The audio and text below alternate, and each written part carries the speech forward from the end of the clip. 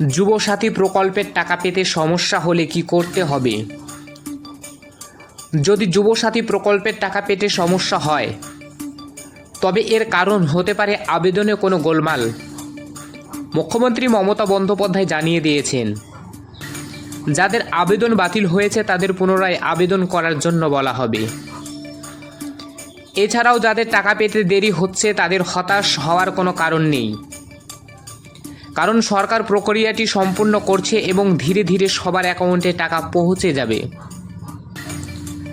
মুখ্যমন্ত্রী জেলা শাসকদের নির্দেশ দিয়েছেন যাতে যোগ্য আবেদনকারীদের কাছে দ্রুত টাকা পৌঁছে যায়। যুবসাথী প্রকল্পের মাধ্যমে রাজ্যের বেকার যুবক যুবিতারা প্রতি মাসে 1500 টাকা করে সরাসরি তাদের ব্যাংক অ্যাকাউন্টে পেয়ে থাকেন। যদি অ্যাকাউন্টে টাকা না পৌঁছায় তবে প্রক্রিয়াটি সম্পূর্ণ হওয়ার জন্য অপেক্ষা করতে হবে। সামনে রাজ্যের বিধানসভা নির্বাচন, আর তার আগেই শাসক দল তৃণমূল কংগ্রেস প্রকাশ করল বিধানসভা ভিত্তিক নির্বাচন কমিটি।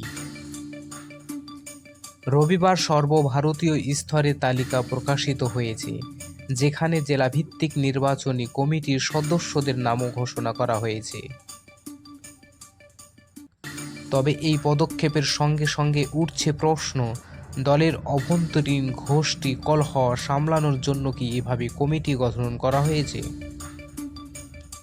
তৃণমূল নেতৃত্ব এ ব্যাখ্যা স্বীকার করতে নারাজ, কিন্তু তারা মনে করে এই ধরনের উদ্যোগ শুধুমাত্র নির্বাচনী প্রস্তুতির অংশ।